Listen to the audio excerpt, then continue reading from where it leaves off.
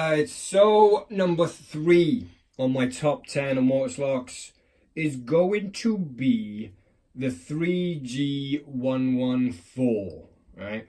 And obviously the other models within that range. So the 3G114, the 3G115, the 3K74, the 3K75, and the 3G220, right?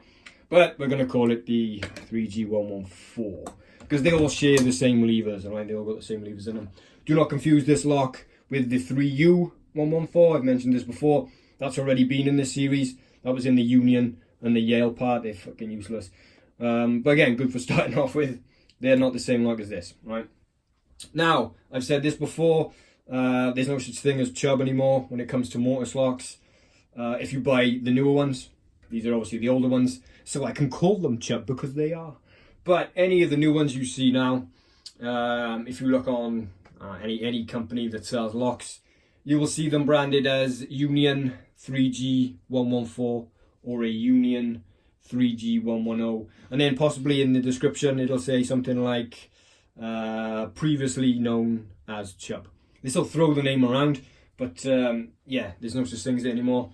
The company who owned Chubb, I've said this before, but I think back in 2010, they didn't want to renew the license.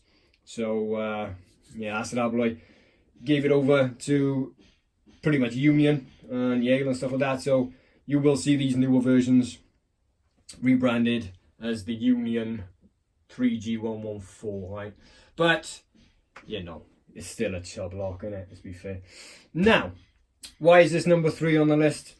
Because they're difficult locks to pick, right? Lots of people will stay away from these because they don't know how to pick them. There are very specific ways of picking them. That's for a different video. There are exact ways of actually knowing exactly how to pick these. But the thing is, this is such a well-made lock. Like most locks, again, we look at the levers. Really close up, you're going to see a little bit of a difference in them. That's what gives you a binding order, right? These ones, not so much. They're very, very, very close to being absolutely bang on, right?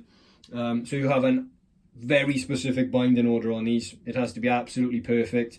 Now, you can quite easily take some of the levers up. You can take them all up, right? They will all go up for a small amount of time. So let's just say you lifted this one, and then you lift that one. Chances are this fucker's going to drop back down because one of them isn't meant to be sitting there at that particular time, right? So you can literally try and take them all up. They'll all stay up at some point, right? But others are going to drop back down. So very, very specific, okay? Now, even though there's 8 lever heights, technically, in these locks, right? And lever heights 1, 2... Let me get a book and show you. I've got a book out before. Get a page. All right, here we go. All right, so we have lever 1 height, lever 2 heights, and lever 3 heights. We've got the false gate or the anti-pick notch on the top, okay? Only on those first 3. All the rest of them have the anti-pick notch or the false gate on the bottom, right? But then they decided to add 3 more levers, again, a number 1 height, a number 2, and a number 3, but this time with no false gate or anti-pick on them at all, right? So if you come back up here, if we take those 3 away, okay, and then we've got 4, 5, 6, 7, 8, 1, 2, 3, right? Every single one of those levers there either got the anti-pick notch on the bottom or doesn't have it at all, right? So you could quite easily get a 114 with no anti-pick notches on the fucking top, right? And then you'd think, theoretically, all you've got to do is lift those levers up and the lock will open, right? It is technically what you're supposed to do, but it's not as easy as that on these locks, right? Very easy to overset. The difference between the feel that you get with it moving into an actual gate and it just moving on the side of the lever is fucking barely nothing, right? So you can very, very easily miss that. So whether you've got anti-pick notches on it or not, right, still very difficult locks to pick. If you get one with no false gates or anti-picks on the top, it's probably still harder to pick than, say, a 3U 114 that's got anti-picks top and bottom, right? Just because of the way these fucking locks are made. So that is why it's number 3 on this list. I'll try and run you through what I'm actually doing here. Okay, so lever 1. It's just there's a little bit of movement. There's nothing binding. Quite often you want to take these levers, just a small amount, give them all a tiny little flick, just to get things fucking going, alright? Just try and find one that will start to bind, which we have there now on lever 2. So let me just check that again, make sure there's nothing else. Okay, there we go, right? So it's stiffening up there, still. Okay, and we're good there, right? So we're going to leave it there. So I'm going to go to the back to lever 5, and you can see, right, it's springing back down, but it's stopping right there. So I'm going to try and take it past that point, so there, and it's staying. It had a bit of conviction to it, yeah, it clicked, and it's staying there. So we're always going to keep going back and checking, make sure these fuckers stay where they are. Right, lever 4, again, very little feedback on that at all. Right, it was the smallest of movements, but it's freed up just to there. Right, so lever 3 we're going to go to. So where am I at? 1,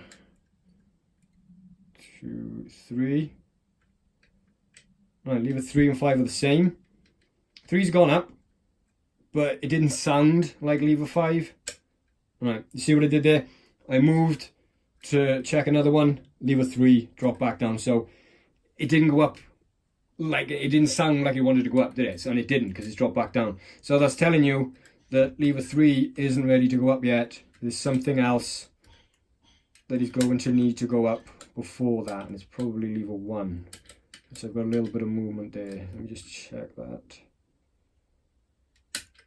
Okay, 5 is still in.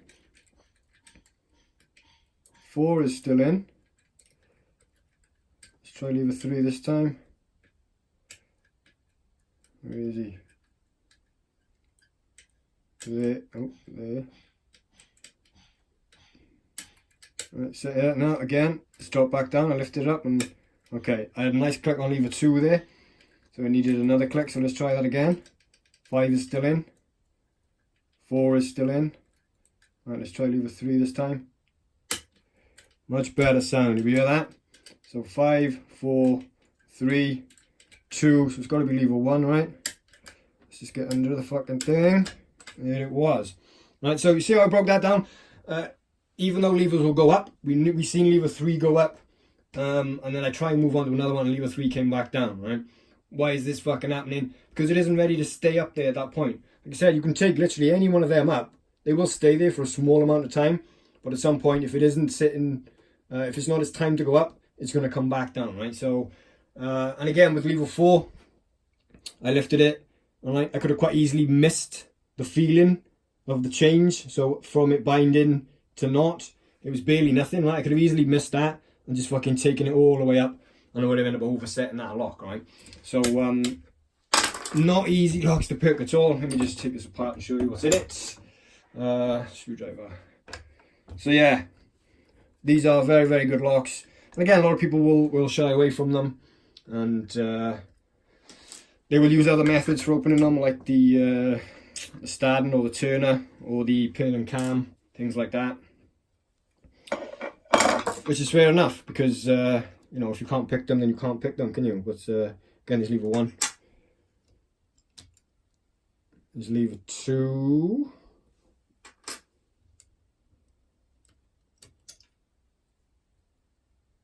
Lever 3, anti-pick on the top.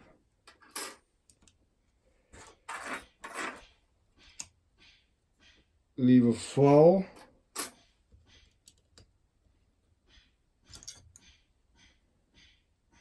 And lever 5. Now, what's interesting about this lock is lever 2, let's get those back one.